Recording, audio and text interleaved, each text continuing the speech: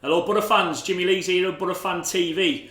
This is our first ever episode of the brand new show, The Third Half. What The Third Half is, this is our weekly debate show where we again are giving you, the Boro fans, your chance to air your views every week on the previous match, what's coming up in regards to other matches and any other news that affect our football club through the week as well. That includes social media comments and anything else like you say on our fan interviews that you do with Guesty every home and away match.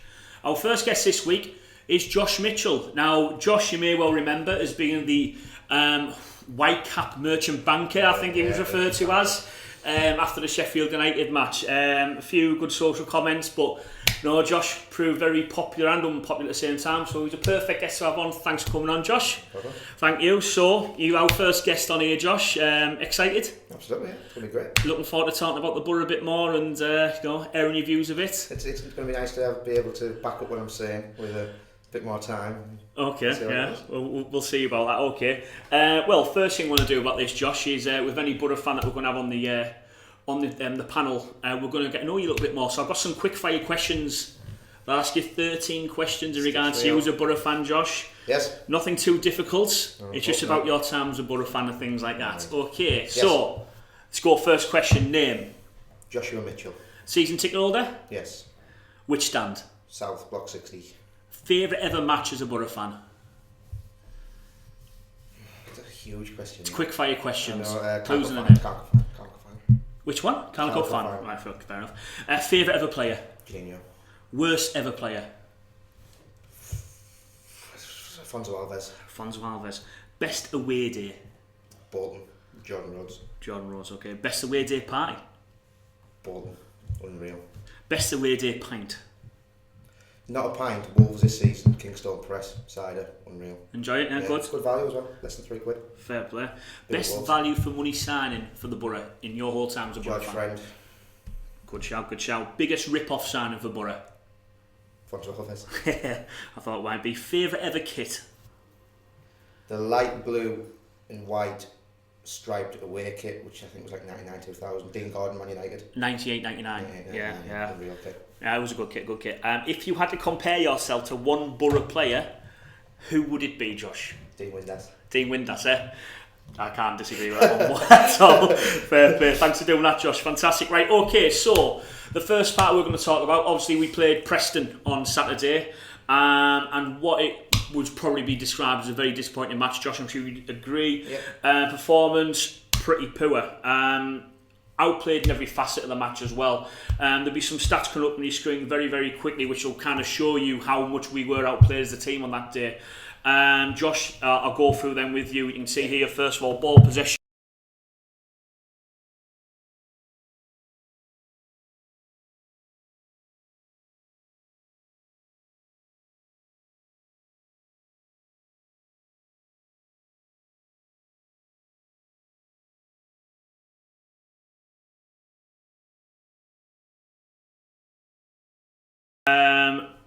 Why do you think that is? I think everybody was expecting them to come and deploy like we saw so much this season when we went up, like we saw Burton, them to have a bank of 4 and a bank of 5, and Callum, what's his name, up top for them, and they just didn't. They come and pressed us. We implemented a system that to now I can't tell you what formation it was. I know we're going to talk about that in a bit. Yeah. And they played in the spaces where we weren't. They had two superb players. Number 4. What was his name? Pearson, who ended up getting booked and taken off and kicking the ball away. And number 24 was Maguire. Yeah. And they were just pulling the strings and they were just finding the spots where we weren't, especially down the wings, especially their left wing. Yeah. Although Christie did actually have a really, really good game. Yeah. But if you look at where they were on the pitch at any given time, the heat map as it is, they just exploited our wings, exploited our lack of depth, our lack of width. Okay. It's plays brilliant football. Yeah, it's a good point you make there, because one thing that was apparent in I'd say Karanka's last 2 seasons in the Championship with us is every team who came to the Riverside, they put 10 men behind the ball. Even if they were fighting for promotion, they were coming to Boro for a draw. Absolutely. Preston didn't on Saturday. Yeah. Preston came for a win, and they were a much better team than us. Absolutely. Why do you think that is so, Josh? Is there a number of reasons? Was there a standout, say, Middlesbrough player that you saw on Saturday that thought, okay, they're not cutting the mustard for us? Friend. Yeah. for that specific question. For as to why they came and played like that, Sheffield United did the same. I don't know why. Do we have the lack of fear in the team with the lack of width? We haven't got a Dormer and Stuani who would make people think, right, we'll stay tight at the back. Their full-backs were pushed right up because we had no one in those areas for them to look after. Yeah. As for the players who didn't do it, Friend didn't play well at all. He did not play well at all. But he was, to be fair to George Friend, now, he hasn't been a great performer so far this season. He was playing in centre-half. Yeah. Now, he played there quite a bit for Doncaster, but for Middlesbrough, you can count on one hand the amount of times he's had to go to centre-half for us. So, you think that was... he's not used to it, or... But the majority of the time he had the ball, this is where we need to talk about the system that was trying to be implemented. He had the ball on left back, like you normally would. He did, Very rarely had the ball in the centre of the field. No, very good point, but isn't that the whole point of 3-5-2, where you'd split when you got the ball? Absolutely. But without the ball, you come a bit more central. And it just didn't work for him, didn't play well. His passing, I can't remember a worthwhile completed pass. Any of the passes he had to make in the final third or in the middle of the pitch were just intercepted too long. Whatever. Okay. It just wasn't a good day for him. Okay. But that's a fair point whatsoever. So, one thing that was apparent in there, what I touched on it, was very disappointing, was the lack of shots from outside the box from our team. Now, I noticed on Saturday there was a lot of opportunities, I'd say, for our centre forwards more than anyone, where they could have shots from outside the box. Particularly Assombalonga had plenty of opportunities where there was one in the first half and he's run towards the south stand where he just wanted to run with the ball right into the net. Right. Now, but he wasn't far off, to be fair. He's a beast to try and stop that man, but do you think we should be trying more shots from outside the box? Because I look at players like Johnny Howson, who's come to Middlesbrough with a reputation of scoring thunderbolts, and the lad hasn't had much of a chance for a shot. Now, do you think that's Johnny Howson, I haven't got the confidence yet, or do you think that's, okay, lads, we're scoring a perfect goal and that's it? Is it coming from the manager, or is it the players' lack of confidence? It's a few things. It was exactly the same in the Karanga regime. I don't know what instills it, but I think what it comes back to is how they set up. They were brilliant. As soon as we had the ball, it was that 4 and 5. It's difficult to get a shot off when you've got 6 white shirts in front. There were plenty of opportunities. Sombalongas was the one. He could have had a shot from 18 yards. Because Stuart Downing came on and had a shot. Yeah.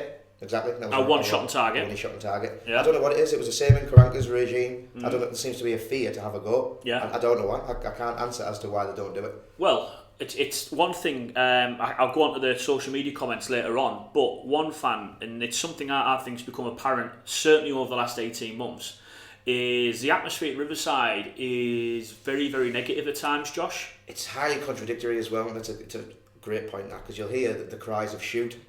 So someone will have a shot, and if it's 5-10 yards wide, it's looking enough up. Yeah, it's toxic at times when it's like that. It is. I mean, the atmosphere on Saturday I thought was really, really bad. But there was a reason for that, because it was a really, really bad display. It was a bad display. But isn't there an argument to say, okay, the team is struggling? Isn't it the fans' job absolutely. To try and rally the troops rather than boo and hiss and complain at every single misplaced pass? Because then that takes the argument, okay, Johnny Howson not taking a shot on goal, is that because, the fans just going to have a go at me all the time? It's a valid point. You know, Adam Clayton has come this attack midfield, and okay, his role is to play much deeper now, but he won't have a shot. Well, to be fair, he's one of the only ones who has had a go, and then gets the boos and hisses and whatnot. You cannot put a finger on why we don't do it. I don't believe it's the manager saying, don't have a shot. Yeah. Karanga's regime worked better because you'd feed it out wide and get the ball in the box. Yeah. But we haven't got that option now. If we haven't got that now. Assombalonga or even Howson himself, he's 20 yards away, he's got no options out wide, he's got Assombalonga in Gusted with men behind him. Yeah. Have a pop. Yeah. Take the risk. Yeah, you would do. One thing I thought was quite apparent is we're going to kind of a long ball up front thing earlier than probably would expected. Now, this is the whole thing. Now, Rudy Gusted, for example, is a player who's divided opinion quite a lot for Boro fans, myself included. But I'd say now he's a valuable member of our squad. But what I'd probably say with the Rudy Gusted thing is, on Saturday we were trying to play football, okay? When you're trying to play football, mainly through the ground, we're not going for crossing the box and things like that, isn't that completely taking away the core asset of Rudy Gusted's game? So would you not use Rudy Gusted for a player to bring off the bench to maybe chase a game, and then maybe start with Bamford up front or Ashley Fletcher? Absolutely agree. It was effectively 10 men with Gusted in the pit. We tried it early doors. Yeah. He was getting beat in the air quite often. Yeah, I think that was shown in the aerial stats. Yeah, he was. It doesn't really happen with Gusted, because Nottingham Forest, for example, he won everything in the air. So that's the emergence of playing like that. It's the first time we've seen it was Forest second half, 2-1 down. Yeah. We need to get go forward here. Bring on 2 wingers. Yeah. Although Baker was a bit too central and it was a bit lopsided, but it worked. Yeah. Because he had players around him. He did, yeah. If those balls went into, if he was successful, the way we were playing, there was just no one near him anyway. Yeah, the emergence of Gusted in that long ball is because of Braithwaite's injury. Yeah. So I don't know. I think it's a plan B. I mean, yeah, I think it should be a plan B, but then you've got Ashley Fletcher who can play in behind, because we were trying to play football. But if you look at Rudy Gusted, if he came on against that defence after 70 minutes, a fresh, energised Rudy Gusted, he would win more aerial challenges than not. Agreed. So, do you think it was a mistake by Gary Monk for starting Gusted on Saturday? The way we played, which was 3-5-2, 5-3-2, depending how you look at it, you can't just have him. He's not mobile, but he doesn't offer much in terms of running the channels. No, he doesn't. That's not his game. I'm sure he'd be the first one. Then you've only got a Sambalonga to do all that running. Yeah. If the plan is to stick it on his head, he needs 2-3 bodies around him. I think so. Yeah. So Fletcher was probably the one, but again, I don't know. Well, there's a lot of outcry. Patrick Bamford again. Very unlucky to miss out. Yeah, very unlucky. I think it was more of a system thing rather than the reason he didn't play. But he came on in like a left wing of this 3-5-2. He didn't look comfortable, did he? It's a valid point that playing people not out of the positions because they're professional footballers, but out. That is the because you've got Downey who come on the right. Yeah. Bamford come on the left. That's instantly wrong. Downey played well when he come on. I thought he did, yeah. And so did Bamford, but I don't. There is a bit too much flexibility, a bit too fluidity in people's positions. Yeah. Backed up by the fluidity of the systems. So that first game 4-3-3 with the 3 fluid up top didn't work. No. Hasn't worked since. So I just. But you could potentially say it worked against Burton Albion. You're going to say Burton. Well, it did work, and Absolutely. Burton Albion went and then beat Birmingham City, and did they win the weekend as well? I don't think so. They're only on 4 points. So I don't think they did. No. Right. So, but yeah, you're right. It worked against Burton. Good point against Sheffield Wednesday, actually. Yeah, but I see Burton as an anomaly of the games we've played because they are Burton. I shouldn't say that, but we should be dominating teams like that at home. Yeah, possibly, and there's one Boro Fan TV said we should be beating teams like Preston North End, but Preston fans have took well to that one. It's difficult to disagree. We shouldn't have less of the ball. We shouldn't have less of the ball in their defensive third. We shouldn't be having less passes across the full pitch. If you look at I know I'm sad, but I look at where players are as an average position in heat maps, and they're just totally dominated us. We were contained in the centre of the pitch. That was all. They were just playing around the side of us, like we used to at home. When we'd have 60% possession, just dominating those areas of the pitch. Yeah, I think that's a frustrating difference. I've come away from games at Riverside, drawn against teams that would not be, you'd say, a chance of promotion, like Preston North End. They may have an outside chance of playoffs. They're a good team, and we saw that on Saturday. But when you come out the Riverside under, say, the last 2 years under Karanka, it's draws. It's not because you didn't play well. It's not because you didn't dominate the game. It's because you couldn't create that killer chance until you got the likes of Gaston Ramirez and Lee Tomlin and somebody can just get that little bit of magic. And Stuart Downing, we look at the game against MK Dons, for example, really struggling against the team. Stuart Downing had that little touch of class, and he was close to doing that. I want to touch on Stuart Downing because again, it's another player that's divided opinion with Boro fans, and I think you continue to do so.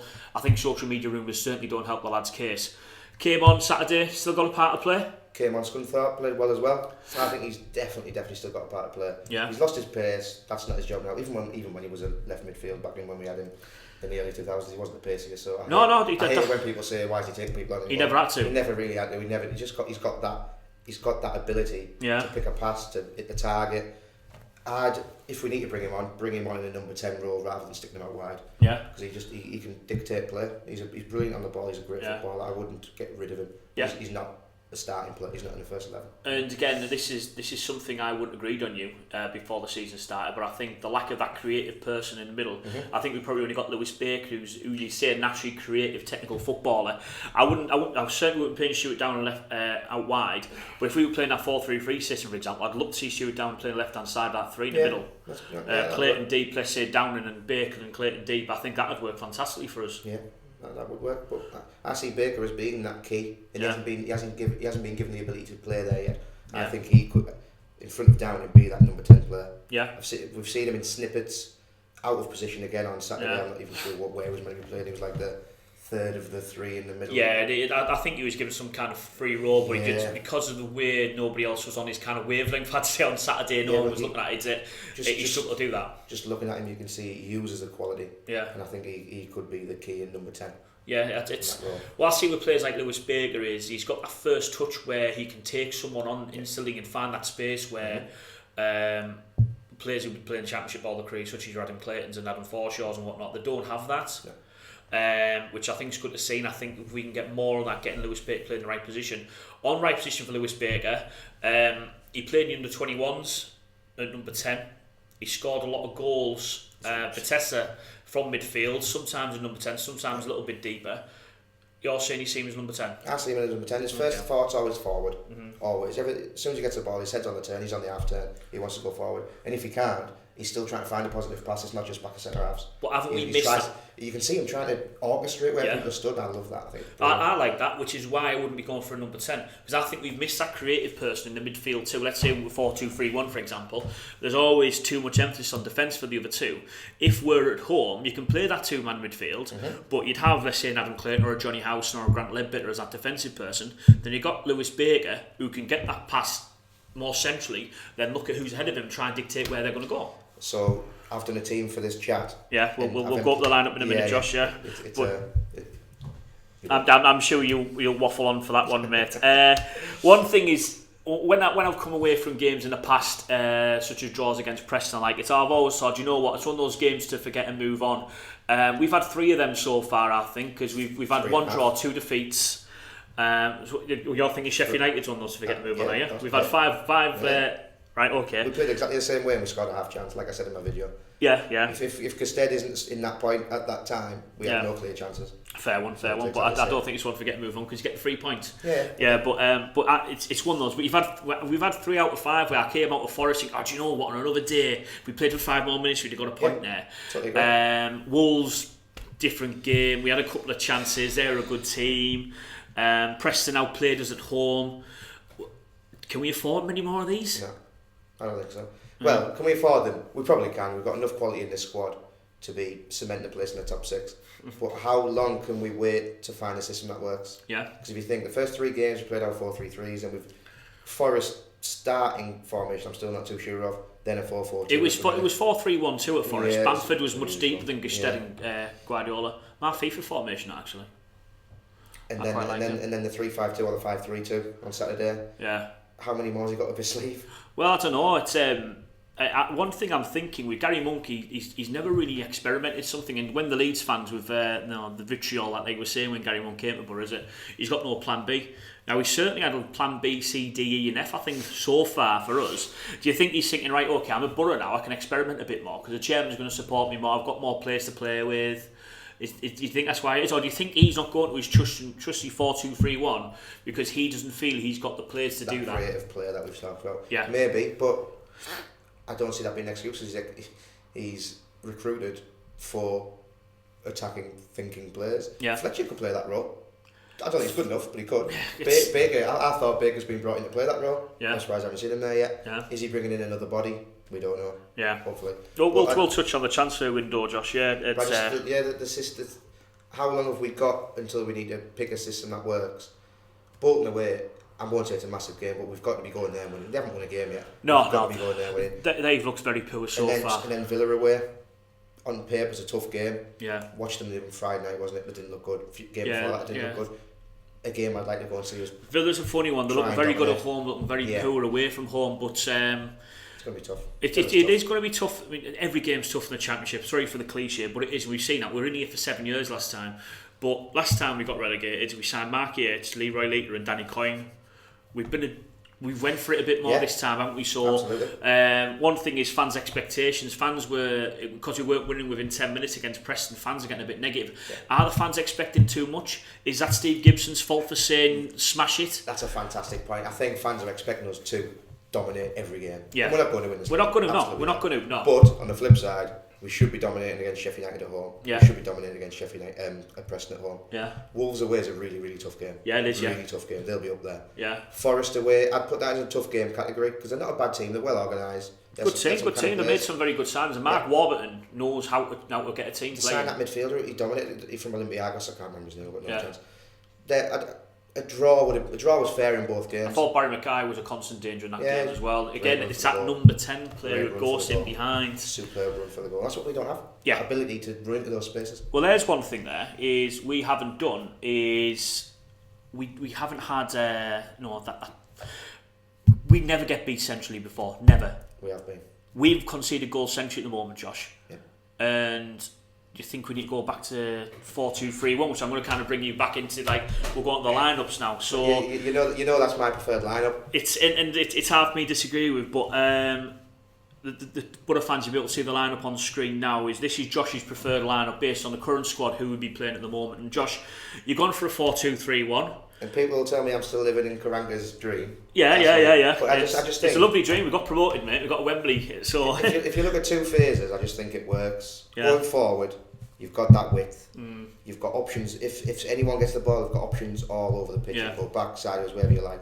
Coming back, the key is on Bamford and Braithwaite in this example. Whether we bring people in or play different players. Yeah.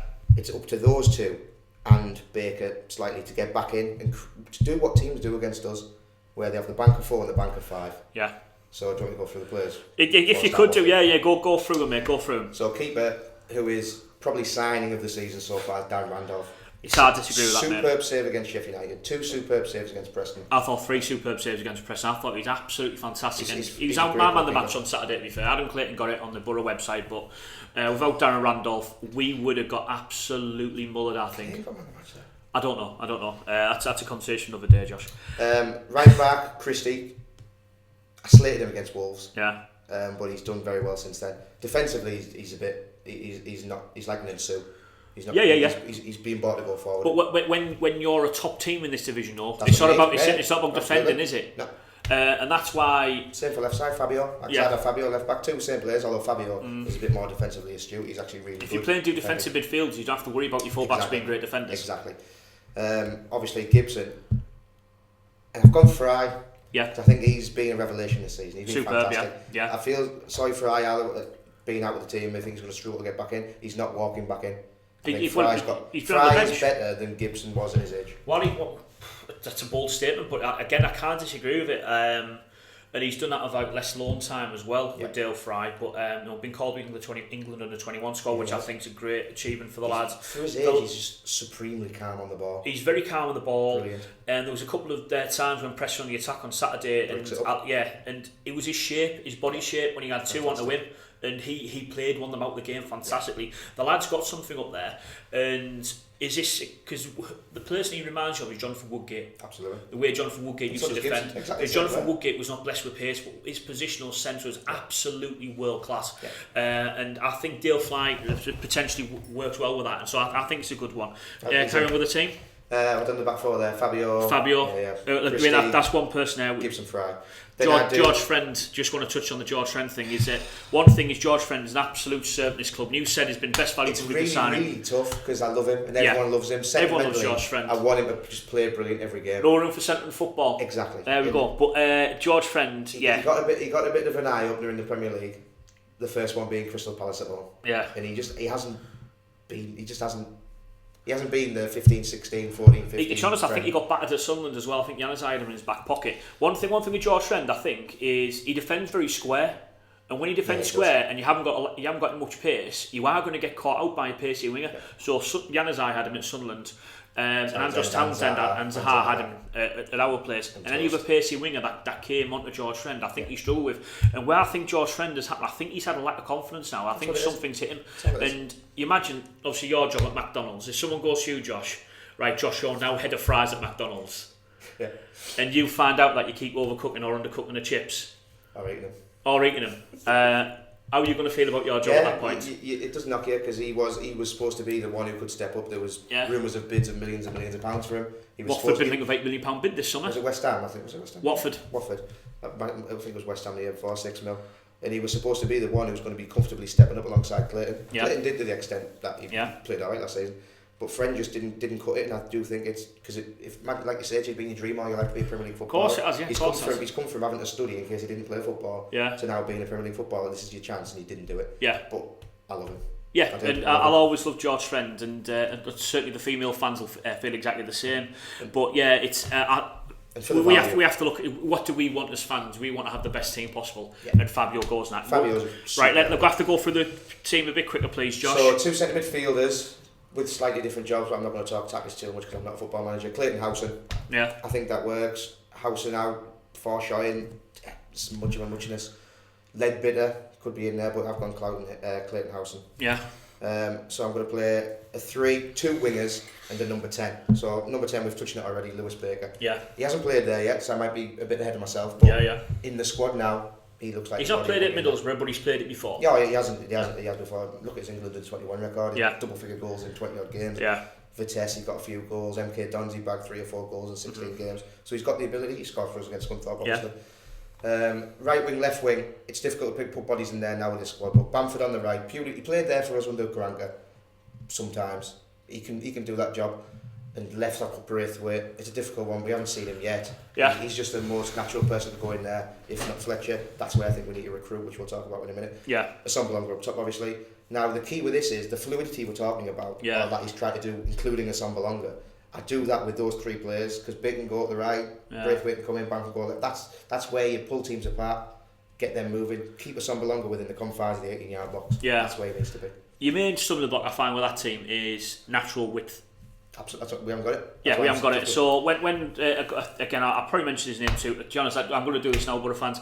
From each episode from now, I'm going to have a Karanka jar. Every time I say Karanka's name, I'm going to put £1 in. At the end of the season, it goes to the MFC Foundation.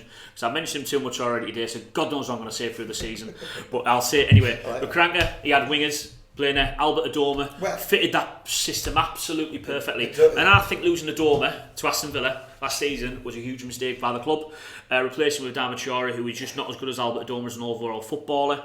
That's where that system fails for me, Josh. I made notes before coming on again because I'm sad. And one of the key ones, but I didn't really want to say it, was we need an Adoma. And it seems silly because we got rid of him for no real reason. Yeah, we need an Adoma. He was. That's exactly the sort of player you need in that system. Yeah. I don't think Gary Moore's going to play that system, so I don't think we'll bring someone in like that. But yeah, we need width. We do need. It's clear, like I say, looking at the heat map, the average position of players above the halfway line, the way we're attacking, we've obviously got Christie and Friend. It's just so central. It's so central. There's no width. There's just no width coming up. Okay, so on that, obviously you got Lewis Baker in the number 10 position. Yeah. Now, one thing I think has been apparent for our team so far this season is our last 2 championship seasons. We had Lee Tomlin, number 10, perfect little player who can get in behind, pick that pass, score a goal, do something. And Gaston Ramirez, who without signing him in 2016, we would not have got promoted, I think. So do you think Lewis Baker has the same type of skill set as them, or do you think we need another creative player to come into this team? I do, but not to be in that number 10. I think Baker is the man to be in there pulling the strings. Yeah. I think we need a dictator of play, I think. Yeah. And we need, especially when we're on the attack. Bamford one side of him, hopefully Braithwaite, but we don't know anything about him yet. He's a total unknown quantity. Yeah. Do we need someone else to come in an attacking role? Yes, because that's only 3. Yeah. I think we need to bring, we're talking about this, Jota or Hotter, however you pronounce it. Yeah.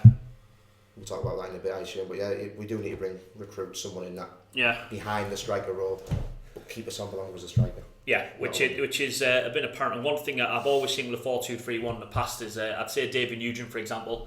David Nugent used to run the channels. Workhorse. Yeah, absolute workhorse. But sometimes you go and chase the ball in the corner flag. Yeah. And when it didn't need to be chased, because once you got that ball, what were we doing after that? Because you had no one in the box. So I think that's one thing with, if we can play a system where it keeps us on longer, no further than with the 18-yard box, wherever in that pitch, that's where he's at his best. What we've seen from Assombalonga so far, he gets in those positions, in that space to have a go. He gets in the right place. His movement's superb. If you watch it, his movement's great. You don't want him moving out near sidelines. Yeah, no, you don't. No. Sheffield United, he was. That's what he did. Yeah, I took a few pictures because I'm sad again. Yeah, you get on. Wolves didn't really work. He was everywhere but in the centre of that pitch. That's a good point, Josh. Good point. That's why he's number 9 and he's staying inside my box. We'll move on to the transfer window now. One thing just to point out the transfer window is next week's show is going to be a transfer window special. So that'll be myself and the chosen guest that week, where we'll do a full review on Boro's transfer window activity, at incomings, outgoings, how you think it could have went better, who's going to be the best sign, things like that. We'll do a full review on that. Because it's international weekend, we have no match to review, but we do have a preview for the following match as well. But it's going to be purely based on the transfer window, because to be fair, it's been quite a busy one, so there's a lot to talk about. But transfer window wise, so we've got up until Thursday midnight now to try and get some deals over the line. What type of player do you think we need, Josh? What players do you think we'll get rid of? And what players in particular are you thinking, do you know what, they'd be perfect at Boro? Look, I've never really seen this Jota. Yeah. His record looks good, championship-wise. Never really seen him. I think he went on loan back to Spain or something. Yeah, he went to Ibar for a bit, I think. I think he played a kicker. His stats look good. Goals per game ratio, his level's good. Where he'll play, I assume he'll come in as a left-sided orientated of the system, I don't know. So I'd like to see him come in if we can get the right price. I think we need some cover at centre half. Yeah. Because I can get an injury, Friday get an injury, then what? We could do with some. I think that, in regards to that one, I think Ryan shot in the deal is pretty much done. It's all been agreed. I think it's just Birmingham City are holding on to him for whatever reason. And that's the perfect sort of signing, because is he going to come in expecting to play in this team? I don't think so. It just seems to be an ideal signing. He got good feedback from his time at Stoke. He's the sort of player you need in the squad, and I think he'll be a good signing. I think the thing with Ryan Shotton is a lot of Boro fans are kind of slating his sign before it happens, which a lot of fans seem to like to do. But he was always kind of floating between right back and centre half during his career. He seemed to have found a career at centre half now and played very well for Birmingham last year. But he's got that ability to play across the back fours as far as I'm aware.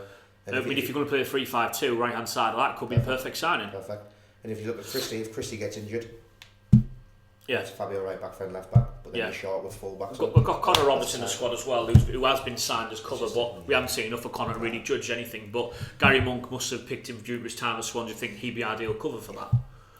Right. So, what about one thing we touched on there, Josh? You want to play your 4-2-3-1? There's no wingers. Wingers, so a Jota can he play there? Is he a winger? I'd say probably more of a number 10 sign and play myself. I'd play him the left of that 3 if he comes in. Yeah, that's where I play it.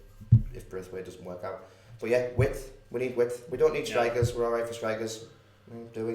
Could we do with another one? A lone signing maybe, I don't know. Centre of the park, we're absolutely packed. We're fine there. Defensive player, width.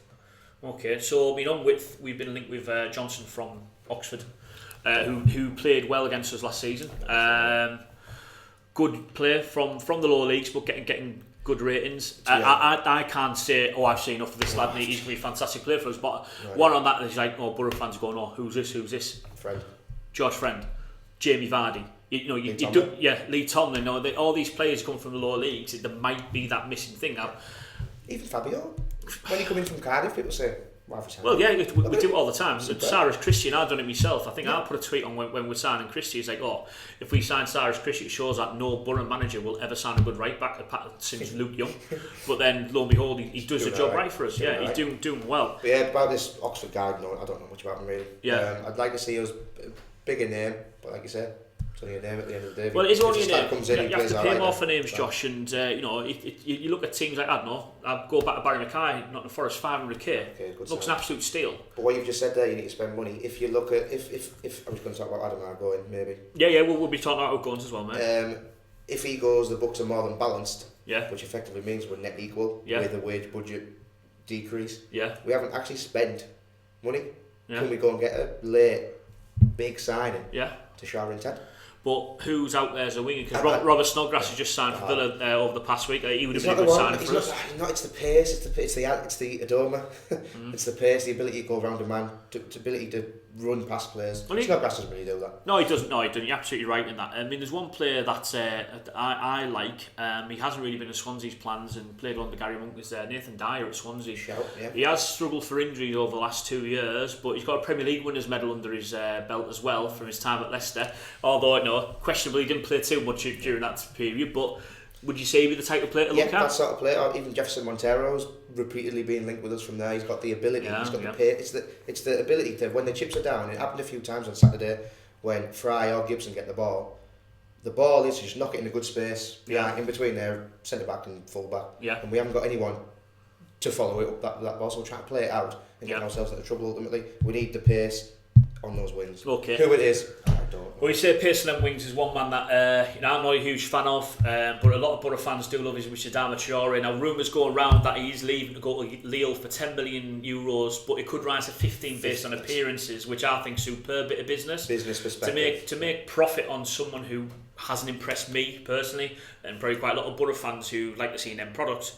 I think it's great business by the club, to be fair. But Josh, he came on against Forest and played in the wide right position. So changed the system, made a bit of a difference. He was taking players on. There wasn't much of an end product. I think there was one good ball at the back stick. Unfortunately, there was nobody at the end of it. But would you say he's the answer for us, or would you rather make the money? He's absolutely not. From a business perspective, if Neil Bowser's thinking about it, you're making money, you're making profit, brilliant, he's going to get his bonus. Footballing perspective, he's got the ability to get us at the right end of the pitch, and that's what happened at Forest. Yeah. First time we got the ball, he took a few players on, all of a sudden we're 15 yards further forward as a unit. We're getting that right area, ball goes in the box, we score. Wasn't from Adama. We fell out in the stands about it on that day. I thought he'd come on and played great. Yeah. If he could cross a ball, he wouldn't be at the Boro.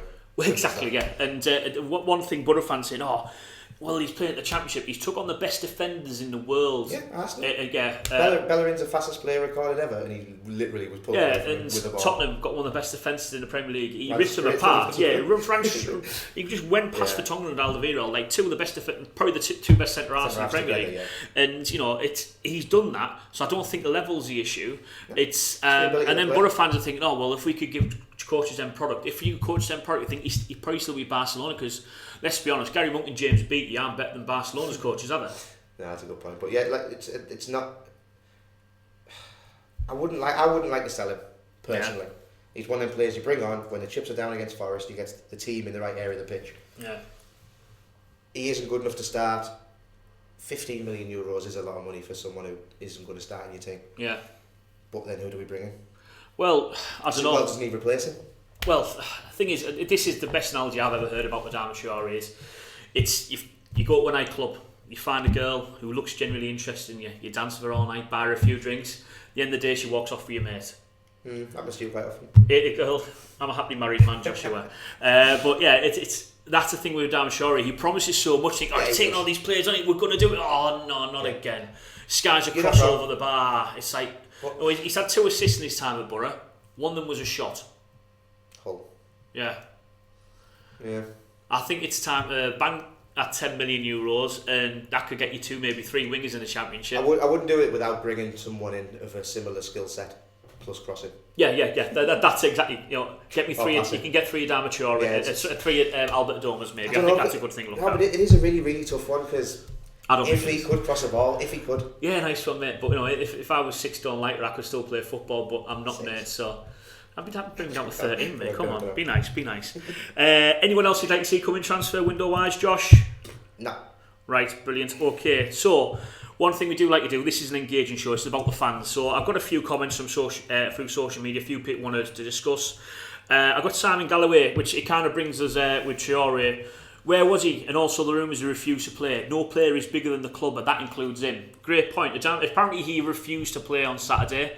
I think it's trying to push a move through to Lille. How true that is? Is that confirmed? It isn't confirmed. It's not confirmed. It never will be confirmed, to be fair. Even if it's a tricky one for Gary Monk, that, because if a club has made contact, because I can't believe that he wasn't in the squad, the match day squad. Well, yeah. I mean, he just had 2 half decent games. You expect to see him at least in the squad. But I also can't see him. I don't know the type of person he is, but he doesn't have an attitude. He doesn't have an ego. He's a kid, mate. So I can't imagine him saying quite easily to be manipulated by an agent if they can make more money. 6 days to go if it doesn't happen, and I don't think he's walked out. What would you think the 21-year-old if you can go play and make more money?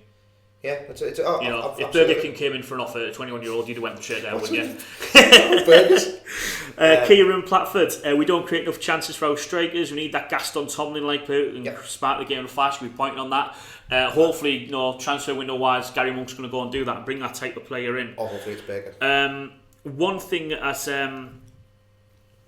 been said here, and we mentioned the gap between our midfielders and strikers is Mark Goodchild. The gap between our midfielders and strikers, we need a couple more creative players to balance our team. Again, pointing on Jota. It goes to the system of picked out there. We've got this 4-3-3 wants to play.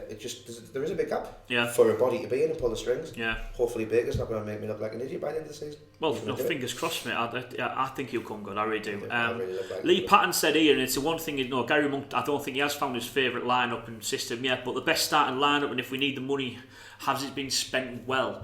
I think the money's been spent well so far. Perhaps paid a little bit more than we had to on likes of the Sombalonga maybe. But yeah, I think the money's been spent well. I just don't think Gary Monk is saying, okay, where do I get all these good players into a lineup that I like? The only signing I'm not on board with financially is the Ashley Fletcher. Okay. That was quite a lot of money for what he's done in his career so far. Yeah, okay. There was one Graham Ashton said about Traore. It looks like his final passes are improving. So should he start, and also should Howson be starting? He's not setting things alight in midfield. Do we give him more game time? The Johnny Howson thing is, Johnny Howson I think has been put in there to do a job, and it's not a glamorous job. I think he's there to keep shape and keep teams out, which I think he's doing. I thought because what I think happens is we watch a player on YouTube, and we think, all right, 30-yard goals every week, please, Mr. Howson. You're a Boro now, we're going to get it all the time. Yeah, Alves, Tunchai. I mean, to be fair, you could put a YouTube clip of me. I think I might look good on YouTube, but it doesn't make you mean you're going to get it all the time. Do you think Boro fans are guilty of their expectation of a new signing? He's not a massive. If you look for his stats, he's not a massively goal scoring midfielder. No, he's not. He never has been. He's a scorer of great goals rather than a great goal scorer. We haven't bought him as banging 30 yards. We haven't, no, but I think Boro fans have been expecting that, which I think is unfair. He gets a lot of stick in the stands, myself in particular. I can't say what happens anywhere else, but behind me I can hear a lot of screams in regards to negativity towards Johnny Howson. And I think, again, he's doing the job what he's been put in there to do. He's not there to pull the strings and create things and score goals all the time. I think he's there to protect the defence, which I think he's doing a good job on. I'm more than happy with Howson since he's coming. A good friend of the show, owner of Guesty Glasses, Gino, wants to discuss Darren the Wall Randolph, as he called him. The lad who said spicy like a Vindaloo was one of his great lines. Cracking lads. View the videos of Gino on our YouTube channel. I think Darren, again, you mentioned earlier, Josh, signing of the season. Superb signing. He's a Premier League goalkeeper. They've brought in Joe Hart, they've got Adrian. He was the surplus to requirements. 5 million. He was number one last year, though. I know. But Adrian's a goalkeeper. Yeah. But 5 million, superb business, great goalkeeper. Yeah, I think it's been our best business so far this season. Yeah. One Reece Lewis mentioned, what do you think Monk has to do over the international break, make sure you're ready for the Bolton game? I think it's pretty plain and simple, get the right bodies in. Decide what system he wants to play. I think getting the right bodies in first for the system he wants to play. Right bodies in? We brought in a lot of bodies. I know, but if we brought the right ones, so look, go to the winger situation, Josh. You want to play your 4-2-3-1? Yeah, but he doesn't want to play wingers. He's brought the players in to fit that system. I think he'd go 4-2-3-1 if he had the wingers for it. I really do. It's what he's always played. The team we've got there could be implemented in the 4-2-3-1, like I said. Yeah. If Braithwaite's fit, Bamford on the right, Sombalonga down the middle, Baker number 10. Yeah. I don't think he'll ever play that system.